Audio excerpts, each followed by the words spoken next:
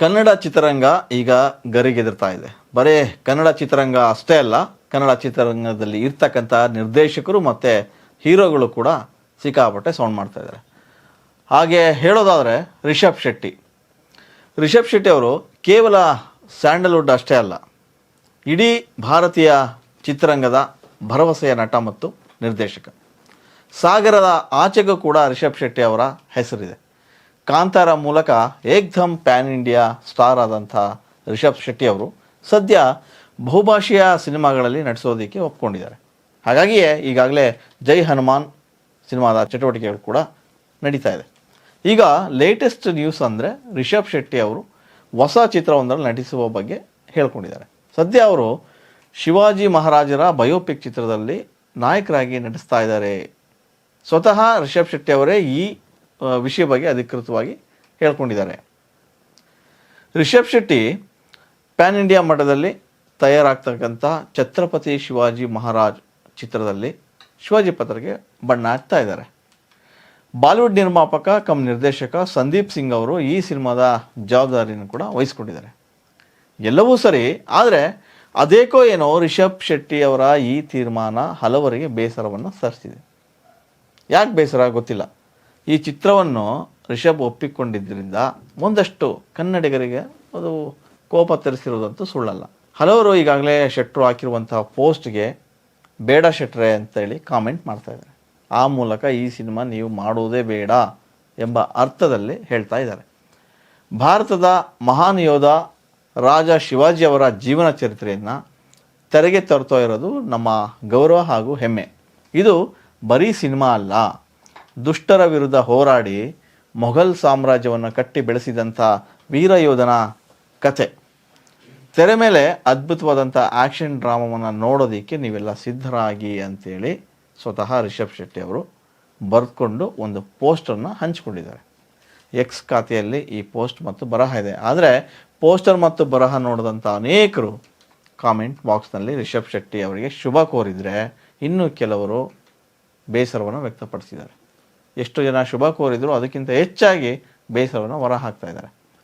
ಹಾಗಾದರೆ ಯಾಕೆ ಏನೆಲ್ಲ ಕಾಮೆಂಟ್ ಹಾಕಿದ್ದಾರೆ ಅಂತ ಹೇಳೋದಾದರೆ, ಕೆಲವು ಅವರ ಫಾಲೋ ಮಾಡ್ತಾ ಇರ್ತಕ್ಕಂಥ ಫ್ಯಾನ್ಸ್ ಇರ್ಬೋದು ಅಥವಾ ಕನ್ನಡಿಗರು ಇರ್ಬೋದು, ಶೆಟ್ರೆ ಇದು ಉತ್ತಮ ಆಯ್ಕೆ ಅಲ್ಲ, ಈ ಸಿನಿಮಾ ನಿಮಗೆ ಬೇಕಿರಲಿಲ್ಲ ಅಂಥೇಳಿ ಕಾಮೆಂಟ್ ಮೂಲಕ ಹೇಳ್ತಾ ಇದ್ದಾರೆ. ಕರ್ನಾಟಕಕ್ಕೆ ಶಿವಾಜಿಯವರ ಕೊಡುಗೆ ಏನಿದೆ, ಆತನ ಜೀವನಾಧಾರಿತ ಕಥೆಯಲ್ಲಿ ನೀವು ಯಾಕೆ ನಟಿಸಬೇಕು ಅಂತ ಕಾಮೆಂಟ್ ಮಾಡ್ತಾ ಇದ್ದಾರೆ. ಕರುನಾಡಿನ ವೀರವನಿತೆ ಬೆಳವಾಡಿ ಮಲ್ಲಮ್ಮನ ಎದುರು ಕೂಡ ಅವರು ಸೋತಿದ್ರು. ಶಿವಾಜಿಯ ಕಥೆಯನ್ನು ವಿಜೃಂಭಿಸಿ ಸಿನಿಮಾ ಮಾಡೋದು, ಅದರಲ್ಲೂ ನೀವು ನಾಯಕರಾಗಿ ನಡೆಸೋದು ಯಾಕೆ ಬೇಕಿತ್ತು ಅಂತೇಳಿ ಕೆಲವರೆಲ್ಲ ಒಂದು ಕಡೆ ಕಿವಿ ಮಾತನ್ನು ಕೂಡ ಹೇಳ್ತಾ ಇದ್ದಾರೆ. ಒಟ್ಟಾರೆ ಶಿವಾಜಿ ಮಹಾರಾಜರ ಜೀವನ ಚರಿತ್ರೆಯಲ್ಲಿ ರಿಷಬ್ ಶೆಟ್ಟಿ ನಡೆಸ್ತಾ ಇರೋದು ಕುತೂಹಲವನ್ನು ಮೂಡಿಸಿದೆ. ಸದ್ಯ ಖುಷಿಯಿಂದಲೇ ರಿಷಬ್ ಶೆಟ್ರು ಈ ಸಿನಿಮಾನ ಪೋಸ್ಟರ್ ಹಾಕಿದ್ದಾರೆ. ತೆರೆ ಮೇಲೆ ಅದ್ಭುತವಾದಂಥ ಆ್ಯಕ್ಷನ್ ಡ್ರಾಮಾ ನೋಡೋದಕ್ಕೆ ಸಜ್ಜಾಗಿ ಅಂತ ಕೂಡ ಹೇಳಿದರು. ಆದರೆ ಕನ್ನಡದ ಅನೇಕರು ಆ ಸಿನಿಮಾ ಮಾಡೋದು ಬೇಕಿತ್ತಾ ಅಂತೇಳಿ ಪ್ರಶ್ನೆ ಮಾಡ್ತಾ ಇದ್ದಾರೆ. ರಿಷಬ್ ಶೆಟ್ಟಿ ಒಬ್ಬ ನಟ. ಕಲಾವಿದರಿಗೆ ಭಾಷೆಯ ಗಡಿ ಇರಲ್ಲ, ಹಾಗೆಯೇ ಬೇರೆಯವರ ಜೀವನ ಚರಿತ್ರೆ ಮಾಡಬಾರ್ದು ಅನ್ನೋ ಯಾವ ಕಾನೂನು ಕೂಡ ಇಲ್ಲ. ಅದು ಅವರವರ ಇಷ್ಟ.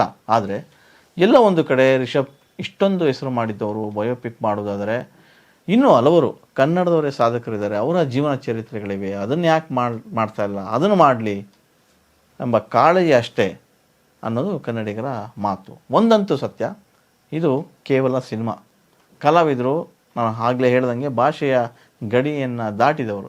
ಕಲಾವಿದರಿಗೆ ಯಾವುದೇ ಭಾಷೆಯ ಮಿತಿ ಇಲ್ಲ, ಜಾತಿ ಕುಲ ಅನ್ನೋದು ಕೂಡ ದೂರ.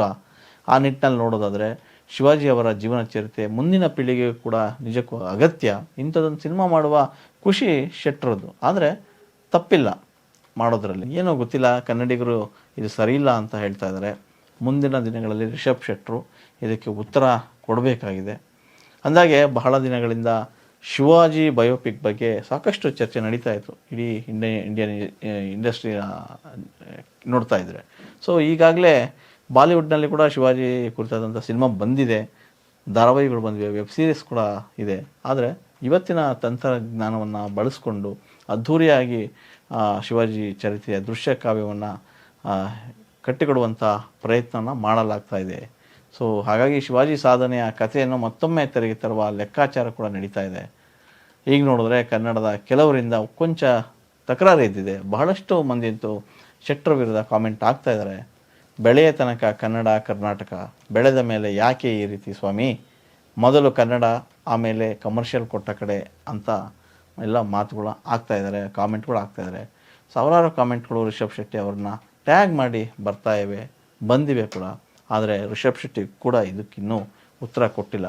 ಒಂದು ಮಾತಂತೂ ನಿಜ, ಯಾವುದೇ ಹೀರೋ ಆಗಲಿ, ಯಾವುದೇ ಒಬ್ಬ ಕಲಾವಿದ ಆಗಲಿ, ಯಾವ ಸಿನಿಮಾ ಯಾರ ಚರಿತ್ರೆ ಮಾಡೋದಕ್ಕೆ ಯಾರ ಅಪ್ಪಣೆಯೂ ಕೂಡ ಬೇಕಿಲ್ಲ, ಮಾಡಬಹುದು. ಆದರೆ ಒಂದು ಅರ್ಥದಲ್ಲಿ ತುಂಬ ಒಳ್ಳೆಯ ಆಯ್ಕೆ, ಒಳ್ಳೆಯ ಡಿಸಿಷನ್ ತೊಗೊಂಡೇ ರಿಷಬ್ ಶೆಟ್ಟರು ಈ ಸಿನಿಮಾಗೆ ಒಪ್ಕೊಂಡಿದ್ದಾರೆ.